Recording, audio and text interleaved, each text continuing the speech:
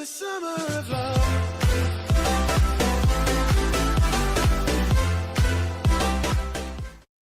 Alright, what's up, everybody? It's Archetype here, and today we're back for another Yu-Gi-Oh! Deck profile, and today I'm doing definitely an anti-meta rogue deck, because I think I've pretty much covered all of the meta-relevant decks that I've wanted to for now, so I'm going to sort of be doing these rogue or anti-meta decks for a while, until maybe the format changes up. I'm going to be doing Triamids today, and they are a rock-based archetype that uses field spells as their gimmick, and yeah, they're pretty much a forgotten archetype in Yu-Gi-Oh! They came out in, what was it?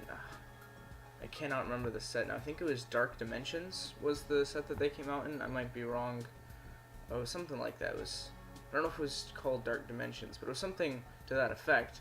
I'll have it on text up on the screen, but let's jump right into this deck profile. So anyways, we're starting off with two Triamid Sphinx. This is the boss monster of the deck, pretty much. It can't be normal summoned or set, and it has to be special summoned with the effect of a Triamid monster. So whenever a Triamid monster is destroyed by battle or card effect, you can special summon this card from your hand.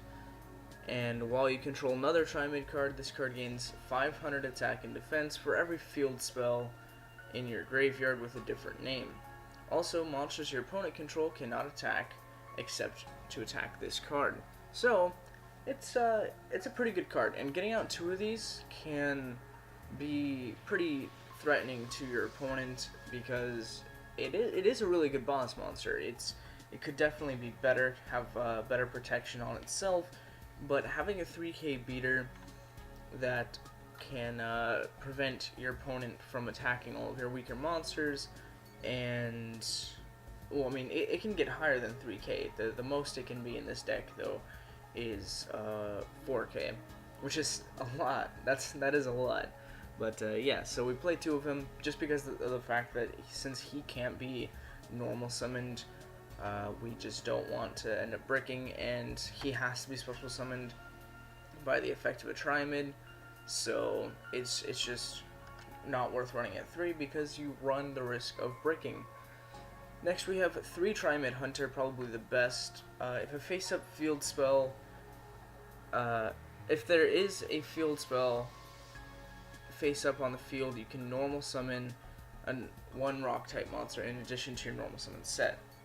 And then once per turn during your opponent's turn, you can target a Triamid field spell in your field zone and send it to the graveyard, and then activate a Triamid field spell from your deck, and it's a quick effect. So all of the lower level Triamids have that second effect, so I'm not going to read it again.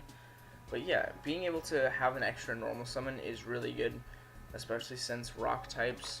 You have another card in here that has a lot of synergy when you normal summon rock monsters, so it's really convenient.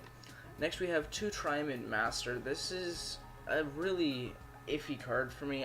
Obviously I like it because I'm running it at 2, but I wish it was different. So it has a once per turn effect where you can send a face-up Triamid card you control to the graveyard, and then target a set card on the field and destroy it. What I don't like about this is the fact that it has to be set. If it had just been one field spell or one face-up or just one spell or trap card in general, I think this card would have been a lot better, and maybe this archetype could have gone somewhere, because all of your field spells, or 2 of your field spells, revolve around their own destruction. Like, it's beneficial to have them destroyed.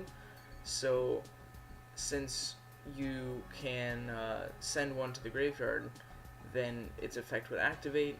And the problem is, though, is you can't activate his effect unless there are set cards on the field for you to destroy, and there are situations where you might end up having to destroy your own set card in order to gain advantage, which is never a good thing in Yu-Gi-Oh! Bad card economy. Next we have Triamid Dancer. It's just a one-of because of the fact that its first effect is only decent. It's not crazy good or anything. But once per turn, you can target a Triamid card in your graveyard and shuffle it into the deck. And if you do, all rock monsters you control gain 500 attack and defense. So it is a little good for, you know, getting that extra damage on board for when you're trying to swing for a game, and that's why we run it at 1. So this is sort of a card that once you get it to hand, you're just going to sort of want to sit on it until the time comes. Because for the most part, you'll have other cards that'll be dealing with the Triamids in your graveyard, and you might not want to shuffle them back in the deck, at least with this guy's effect, or girl's effect. Alright, so moving on to more of our generic support, we have the 1 block dragon. It's our other boss monster because it also has 2500 attack, and it must be special summoned from your hand, or graveyard, apparently, by I didn't even realize that. That it could be special summoned from the graveyard by banishing 3 earth monsters from your hand or graveyard. And it can't be special summoned by other ways. Rock type monsters you control cannot be destroyed except by battle, and if this card is sent from the field to the graveyard, you can add up to 3 rock monsters whose total level equal 8 from your deck to your hand. So this is a pretty decent card. It can help get to one of your I guess semi-floodgates or negates in general, which is pretty decent. So yeah, for that reason, it's a really good card, and that's one of the main reasons why I run it, is because of the fact that if it's sent to the graveyard, you can just add 2 of your rock monsters, is pretty much where you're usually going to be adding, and get advantage that way. Next we have the 1 Destrudo, because since we're running field spells, we need to be able to access Ancient Fairy Dragon easily, and this is the best way to do it. Next up we have 3 Gorgonic Gargoyle, really good card, sort of like a old secretary, I guess, like a, or like, I guess that came out wrong. What's that new card? Backup Secretary? It's like an older version of Backup Secretary for rock type monsters. So whenever a rock type monster is normal summoned, you can special summon this card from your hand. So since it's not once per turn, if you normal summon 1 and have all 3 of these guys in your hand, you just went +3, and it became, you know, that'd just be a really good play. And so for that reason, it's really good. Originally I was running at 2, but I found that I wasn't resolving it as much as I liked, and it would end up getting banished too much by Pot of Desire. So 3 is the perfect number for me. We also have 3 Kawakiri Meru Guardian, which negates hand traps. That's the main purpose of it. While it's on the field, you can tribute this card to negate the activation of a monster effect and then destroy it. So this deals with hand traps. It can also deal with your opponent's negates as well, kind of a negate war, which is pretty funny. Then we have our 3 Ghost Ogres, because it's better than this format than Ash Blossom, and I suppose I sort of messed up in a lot of my recent videos by doing Ash Blossom instead of Ogre, but it's whatever. Run Ogre. It's better because of the best deck right now being Pendulums. Then we have our 1 Raigeki, being able to you know, just destroy your opponent's entire board pretty much. It makes it a lot easier for this deck to make its power plays. We also have our field spells, including our 3 Triamid King Golem. So all Triamid, or all rock type monsters on the field gain 500 attack, and if a Triamid monster battles, your opponent can't activate cards or effects until the end of the damage step. And then if it's sent to the graveyard, you can special summon a Triamid monster from your hand.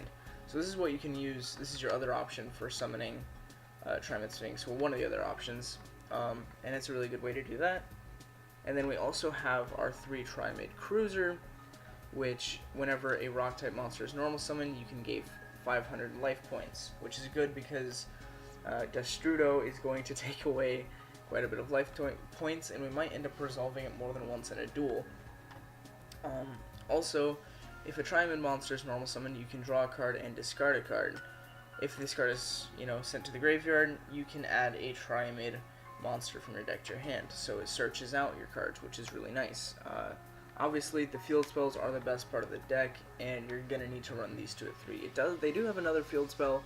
It's just not that good in my opinion, and I don't think it's worth running. I might be wrong, but that's just my opinion. Then we have Dragon Ravine. That's just for the Destrudo to get it into the grave easier. And we have our 3 Terraforming to search out all of our field spells. So we run a total of 10 field spell related cards, which is pretty good.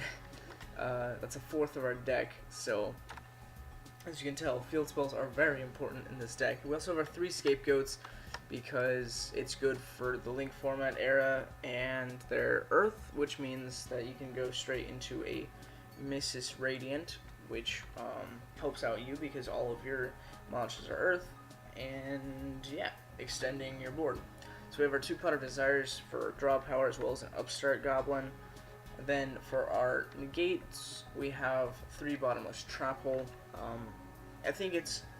I was looking at all the traps in this that I could play in this deck, and, you know, Solemn Strike, you know, Warning, Judgment, all those cards came to mind, but I think Bottomless Trap Hole is just better in this deck because we don't have a fast... This deck doesn't really have a fast way to win consistently. Like, you're sort of...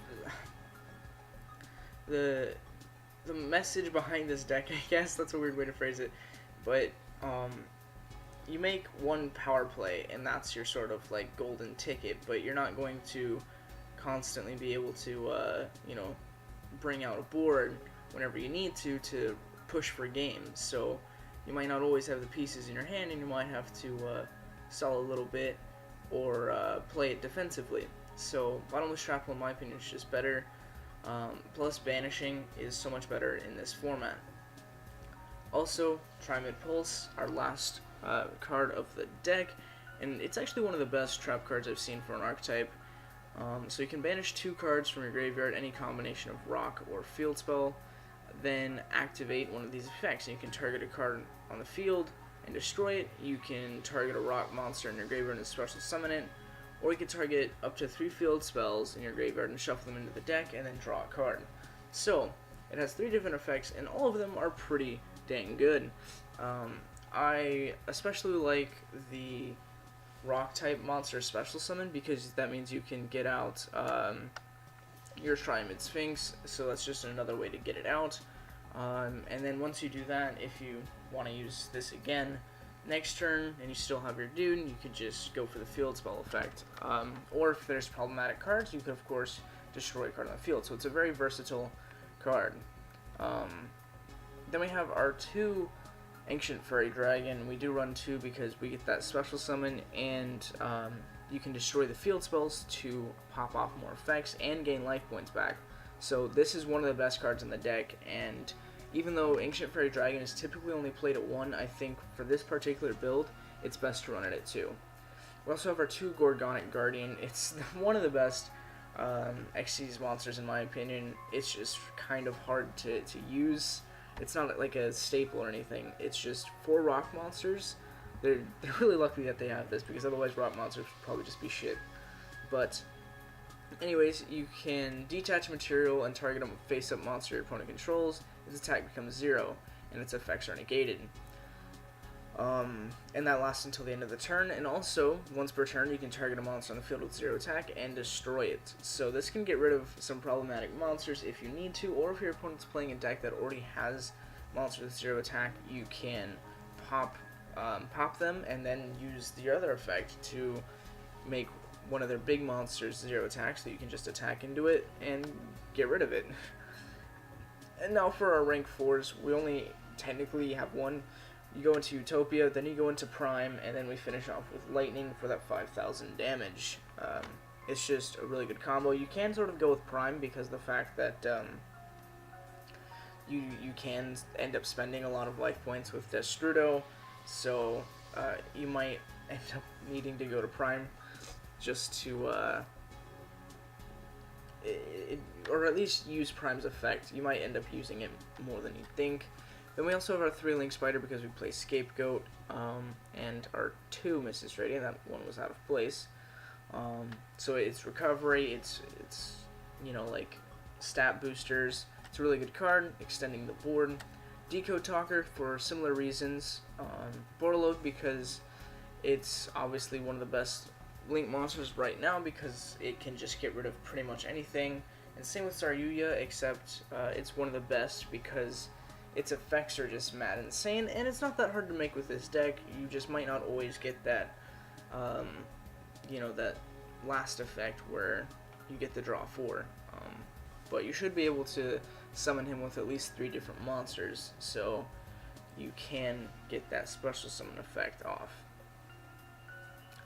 Alright, so that's pretty much it for this deck profile. I think I ended up rushing it a little bit at the end there, but it'll be fine. So I hope you guys enjoyed this, and I know that this video won't be as popular as my other ones just because of the fact that it is anti meta or rogue, but let me know if you have any rogue decks that you'd like me to review in the comments below, and that would be really cool.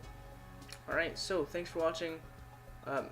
Make sure you leave that like, comment, and subscribe if you haven't already. Hope to see you next time, and as always, have a roaring good day.